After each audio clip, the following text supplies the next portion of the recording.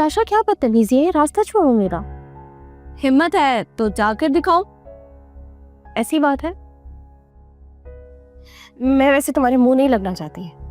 अगर इस यूनिवर्सिटी में पढ़ना है तो मुंह तो लगना पड़ेगा आनिया। बहुत बदतमीज हो तुम, मेरा रास्ता छोड़ो। जाने दूंगी आनिया, पहले ये बताओ कि इतना सब कुछ कैसे कर लेती हो? हर टेस्ट में पास, नोट्स भी बराबर बनाती हो। कल मुझे क्यों मना किया? क्योंकि मैं यहाँ पढ़ने आती हूँ। जो तुम लोग हरकतें करते हो ना, वो हरकतें करने नहीं आती। मेहनत करती हूँ, पढ़ाई करती हूँ, तुम लोग की तरह नहीं हूँ मैं।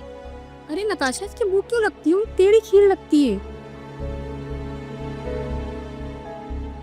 ये ऐसा नहीं समझेगी, इसे अपने अंदाज में समझाना पड़ेगा।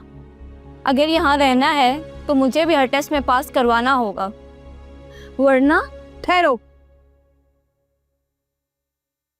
हाँ भाई, क्या हो रहा है ये? सिर्फ ये मेरा और इसका मसला है, तुम बीच में मत बोलो। ओह अच्छा, सेड नाम है मेरा, और इस तक पहुंचने से पहले ना मुझसे गुजरना होगा, समझी? क्यों आनिया? Of course. और हाँ, एक बात जरूर याद रखना, आनिया मेरी दोस्त ही नहीं बल्कि छोटी बहन है। अगर इसको आंख उठाकर किसी ने देखने की भी कोशिश की ना तुम लोगों में से, तो सिर्फ छोड़ेगी नहीं तुम सबको, समझी? चलो चलो, अब निकलो यहाँ से, शाबाश निकलो। मैंने कहा देखती क्या हो, निकल रही हो नहीं निकल रही हो? चलो अक्सा, इनसे बाद में निपटते हैं। तो बातें करती हो। तुमको तो ना मैं ऐसी सुनाती, तुमको डर रही थी क्या? रास्ता रोक रही है, भी मुझे धमकियां दे रही है, और ये चीटिंग करवाओ। मैं क्यों करवाऊं चीटिंग? मैं इतनी मेहनत से पढ़ रही हूँ, मैं नहीं करवाऊंगी किसी को चीटिंग।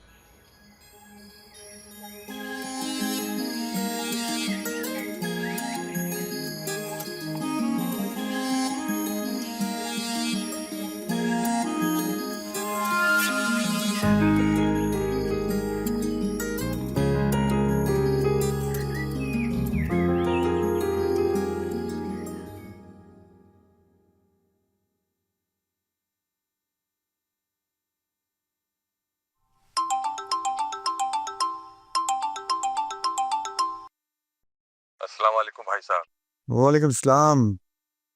कैसे हो अमीन? कहाँ हो यार, जाके बैठ ही जाते हो। नहीं नहीं नहीं नहीं, ऐसा कुछ भी नहीं है भाई साहब। मैं तो बस एक दो मीटिंग्स के लिए आया था, उसमें कुछ देर हो गई है, अदरवाइज मुझे जल्दी आना था। वैसे सब ठीक तो है ना भाई साहब? हाँ अल्लाह का शुक्र है, खैरियत है सब जगह, घर पे ऑफिस में। लेकिन वो तो हमारा जो लाडला है ना इमाद, वो जरा आजकल मनमौजी बना हुआ है। भाई साहब, इस एज में सारे बच्चे एक ही तरह के होते हैं। और आप भूल गए क्या, आप अब्बा जी को कितना तंग करते थे, याद है? मुझे छोड़ो, अपनी बात करो। तुम्हारे किस्से लेके बैठूं ना तो सुबह से शाम हो जाए और फिर शाम से सुबह, so on। अरे भाई साहब, आप तो सीरियस ही हो गए। भाई साहब, मेरा मतलब ये है कि आजकल के बच्चे जो है ना, वो डिजिटल दौर के हैं। ज़्यादा सख्ती अच्छी नहीं होती, वरना ये सोशल मीडिया पे डाल देते हैं। यार इसीलिए तो कह रहा हूँ, उसे समझाओ। क्या मतलब ये कि भाई कुछ जिम्मेदारियां तुम भी उठाओ, मैं अकेला क्या क्या करूँगा। मैं चाहता हूँ कि इमाद अब ऑफिस आकर अपनी जिम्मेदारी संभाले, मेरे कंधों से कुछ बोझ कम हो और मैं भी थोड़ा सुकून में आऊँ। यार कैसी बातें करते हैं भाई साहब, सब कुछ ठीक हो जाएगा, बस आप मुझे आने दें। चलो ठीक है, आ जाओ, खैर से फिर बात करते हैं। और जहाँ जाया करो अपना पता बता दिया करो यार, खैर खबर। खैर तुम आओ तो बात करते हैं, ख्याल रखना। अल्लाह हाफिज। अल्लाह हाफिज। अल्लाह हाफिज।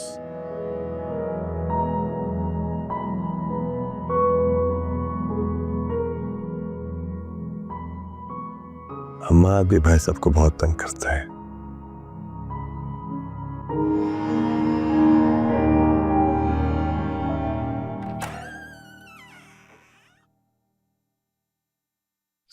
सर मैं अंदर आ सकता हूँ? आपकी इत्तला के लिए अर्ज है कि आप खैर से अंदर आ चुके। जी जी सर जी। जी बताइए कैसे आना हुआ?